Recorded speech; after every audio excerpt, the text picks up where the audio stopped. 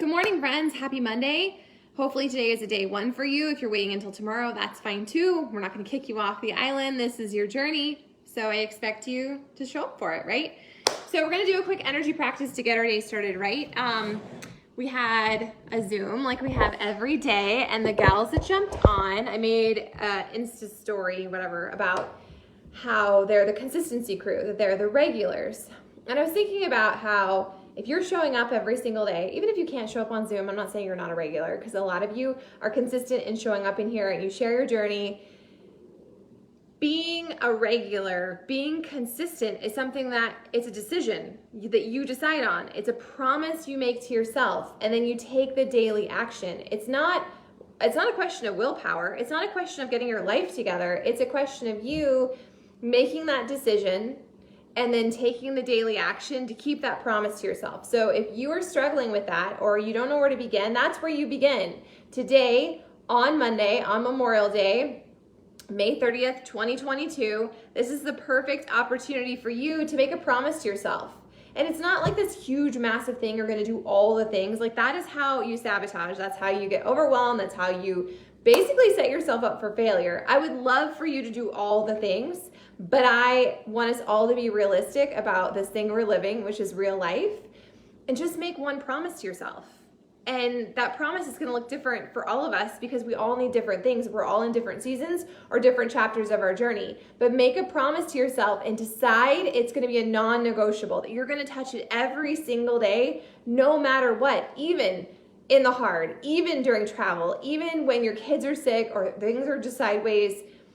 You touching it doesn't mean you have to complete it. You touching it doesn't mean it's perfect. You touching it means that you are keeping a promise that you've made to yourself. So maybe it's movement, and every single day, no matter what, you push play, or you move your body, or you go for a walk. Even if you get into bed at the end of the day and you're like, I didn't show up, I didn't keep my promise to myself. You get out of bed and you do 5 squats. You guys, it all adds up. But the most important part of this is that you cultivate that consistency muscle, because it's a muscle that you have to create, that you have to show up for. It's like daily hygiene. You brush your teeth, you take a shower, you go to the bathroom every single day. I'm challenging you to flip the script around whatever area of your life that you need to make a promise in, and then take the daily action to prove that you can do it, and to create that consistency, to cultivate that self-belief. If you don't believe in yourself, you're gonna borrow my belief today, because if I can do it,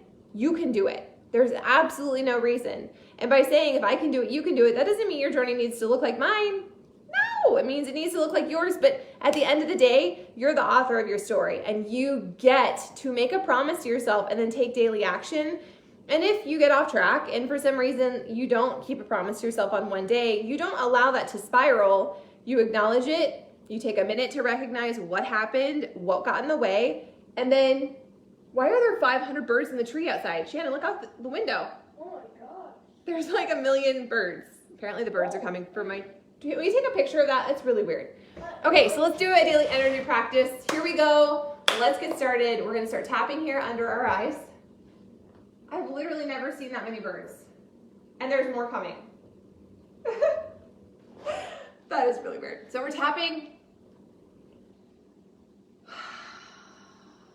So my promise to myself was to recommit to my morning routine, which means like doing what I need to do before I get on social. Hey, cat's biting me? What the heck is going on? Here we go, tapping right here. Getting on, doing my routine before I get on social, before I post in here, before I update any stories, putting on my own oxygen mask. And I'm not very good at keeping that promise to myself. I tend to get distracted and squirrely, and then I'm thinking about it in terms of how can I like show what I'm doing instead of actually living my journey. Here we go. So this is my side, okay? Kind of halfway down my rib cage. I'm just feeling around for a sore spot. If you don't have a sore spot, that's fine. You're just gonna massage here. Maybe you'll sigh, yawn, maybe nothing will happen. It's okay. I'm gonna move down a little bit further to the base of my ribs, and I'm just gonna massage this spot gently because this is always sore for me. So yeah, that's my promise to myself, is actually being intentional and in the moment in my morning routine. And that will change. It doesn't mean I do the same thing every single day. It is a recipe, but it's not something that if I miss a step, I failed. No, it's about being intuitive. What do I need? This is what I need. This is really sore. Okay, so now we're gonna squeeze our shoulder. You're gonna come across nice and slow for the first one, off of your hip. You're gonna go off the outside of your leg and off of your baby toe. Even if you're wearing shoes or slippers, it's still the intention, okay? If you can't reach it, it's still the intention. So giving yourself that little squeeze, nice and slow, setting the intention. Okay, now we're gonna go a little faster.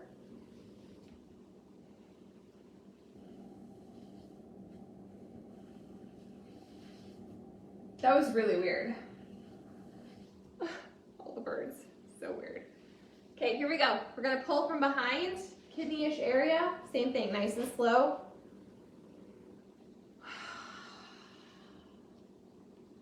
Just crossing our energy over. I find when I'm doing this, right? When I'm showing up potentially, putting my feet in the grass, just taking a minute to slow down and be present in my body really helps me in so many areas with my anxiety, just with everything, okay? Okay, so now we're gonna go ahead and march, and we're gonna go opposite arm, opposite leg. You can do this as big or as small as you want. It's your journey, okay? All my cats are showing up. They're like, we're here for the energy work. Okay, we're gonna cross our legs, cross our arms, coming up. We're gonna take a breath.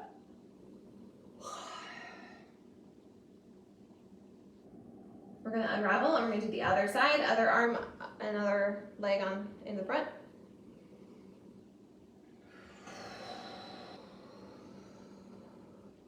Here we go. We're gonna go ahead and do a crown pull. So you're just pulling apart your head. Pulling apart your head, whatever thoughts, whatever overwhelm, feels really good. I'm just kind of scrubbing apparently now, but you're ultimately pulling, okay? Pulling, coming down your neck. We're gonna cross over, and we're just gonna flick it off, okay? So one more time, I'm gonna crown pull down the sides of my neck, over my collarbone, over my shoulders, and off my fingertips. Okay, what am I missing? I have a little cheat sheet. It's okay if you have a cheat sheet. This is something, I mean, if you're doing it at home, it really doesn't matter what order you do it in, as long as you start with those taps and you end with the hook up and the zip up, okay? So now we're doing lymphatic, which is so important. So outside of my arms, coming up here to my, armpits. This is so sore. Just moving your lymph around. Here we go. Collarbone area. I'm gonna move down to the tops of my breasts. It's really sore too.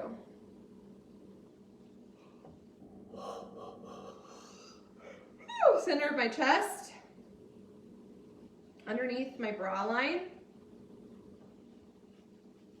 Back over to that spleen point. I'm coming down a smidgen to the base of my ribs. Back to your center, underneath your ribs. Okay, this is my belly button area. Top of my groin. Sides. Okay, one leg. Leg. You could do both outsides and both insides, whatever feels right to you.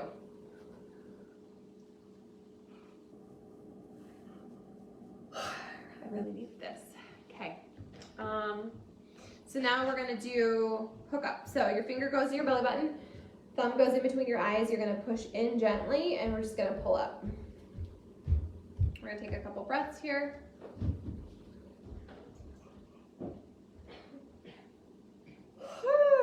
Here we go. I'm going to put my finger down in the indentation right here, the base of my skull. We're going to do the same thing. I really like hooking up. It makes me feel so much better. Let it all go.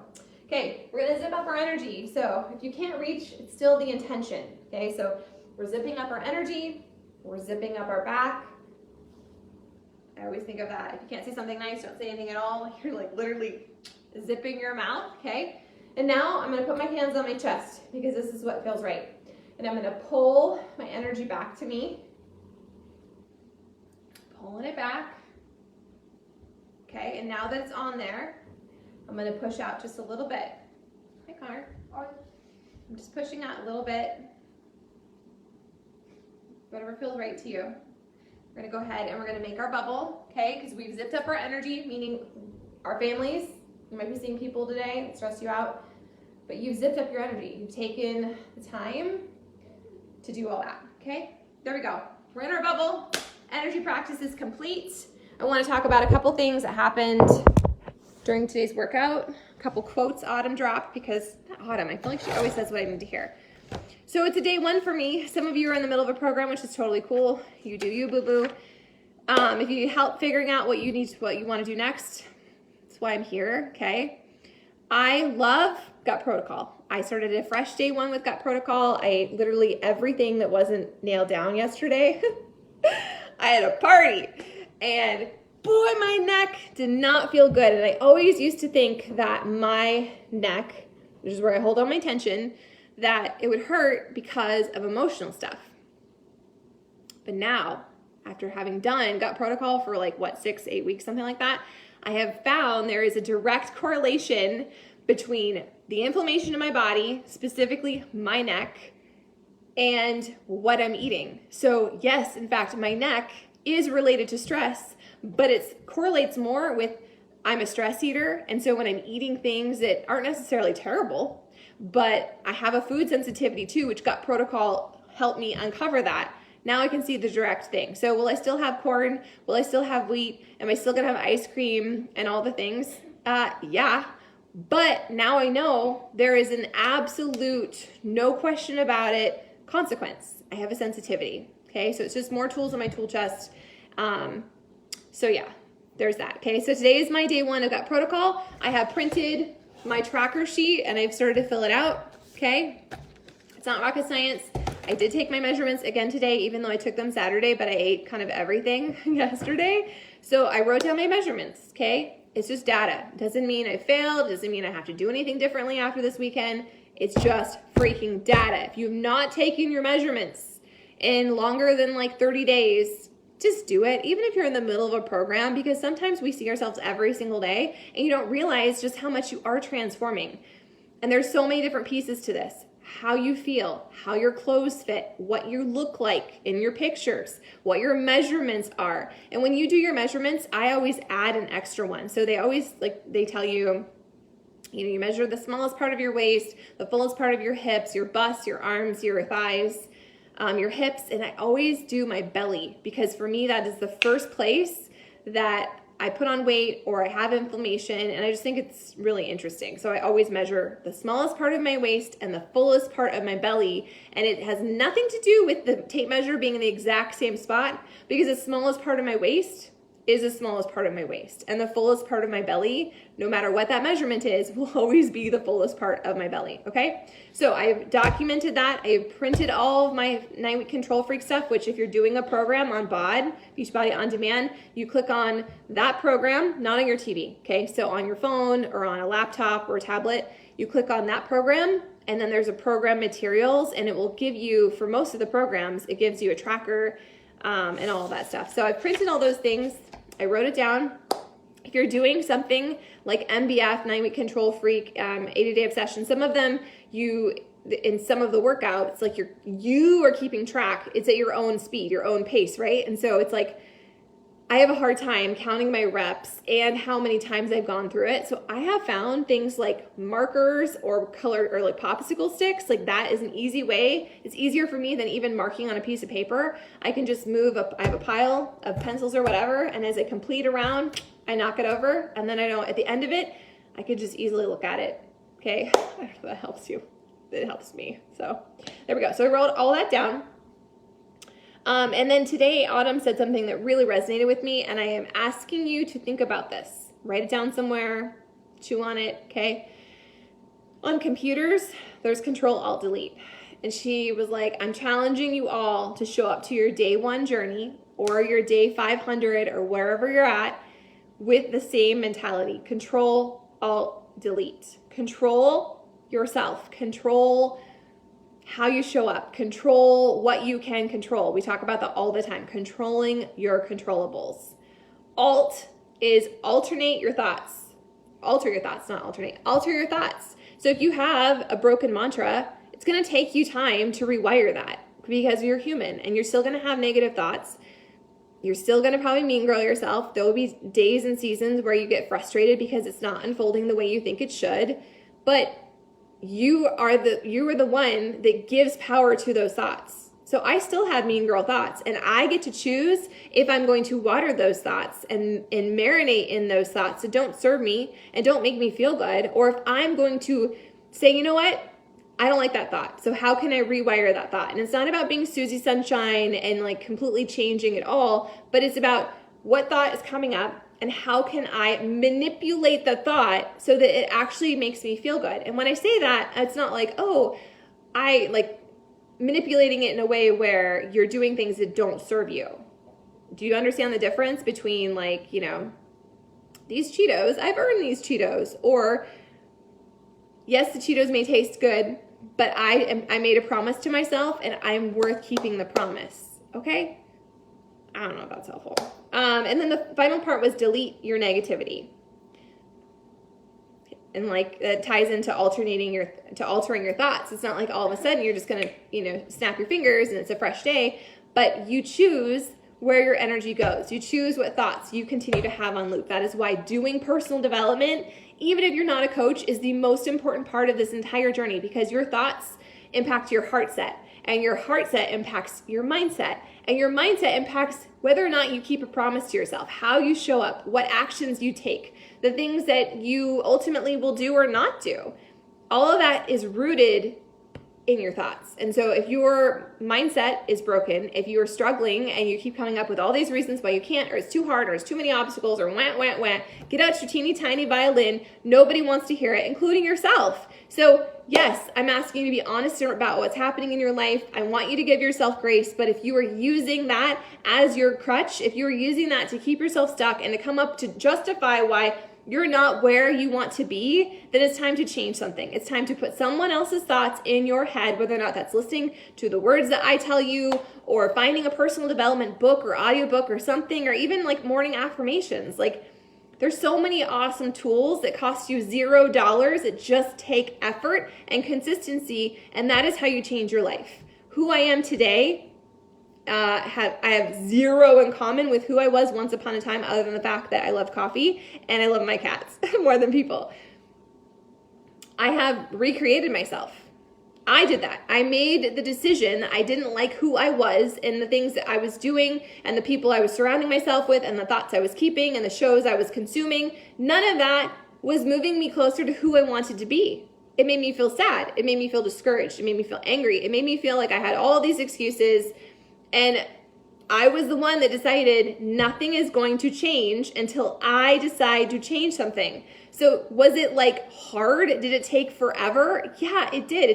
It took daily consistent effort. It took me making that decision every single day, even when I didn't want to keep the promise to myself, to touch it. And that is how I am here. Am I perfect? Heck no. I am a work in progress. It is a struggle bus still, but I know the direct consequence of consistently doing that mindset work. So control, alt, delete. Control yourself. Alter your thoughts and delete the things that do not serve you. That doesn't mean you delete people or jobs or anything, but you get to edit where your time and energy goes. And you get to focus your energy on the things that serve you and make you feel proud and make you feel inspired, which is why I tell you to be your hype girl. That's why I tell you to have that highlight reel. That's why I tell you to find the wins, even if it's something that doesn't feel big enough or something that you should be celebrating. You find the freaking win and then you highlight that and you focus on that, so that when your mean girl reptilian brain says, oh, look, here's more proof that you're failing, you can hijack that and be like, this is how I showed up. this is how I chose myself. This is how I took action today to be that next level version of myself. And before you know it, it's not faking it until you make it, because before you know it, you're becoming that person, and your brain looks for proof of the things you're telling it. So if you're telling it, this is too hard, I suck, I'm fat, I'm never going to get there, I'm so undisciplined, I don't have the motivation. If you're telling yourself that, you are setting yourself up for failure. But if you're telling yourself that and you say, I don't want to do that anymore, then you give yourself grace and you come up with some new mantras. So that when that I'm failing or I can't do this, instead you say, this is hard, but I'm proud of myself. I choose to take the action today to be who I want, to become who I want to be tomorrow. Right? Right. Okay. Thanks for coming to my TED Talk. So day 1 doesn't mean it has to be perfect. It just needs to be mine, but I'm setting myself up for success. I don't know what I'm eating actually, so I'm not going to say I know what I'm eating, but I have my nutrition stuff printed. I have my tracker printed. I have taken my measurements. I have taken my photos. I have spent the time to do an energy practice and to remind myself of why this matters. And now I'm going to live my life. Will there be a hot dog in my future? I don't know, maybe, whatever. It's all going to be okay. This is your journey, okay? So if you need help, let me know. I'm here believing in you. So if you don't believe in yourself yet, you're going to borrow my belief and you're going to do the next right thing. You're going to control your controllables and find the ways that you're winning.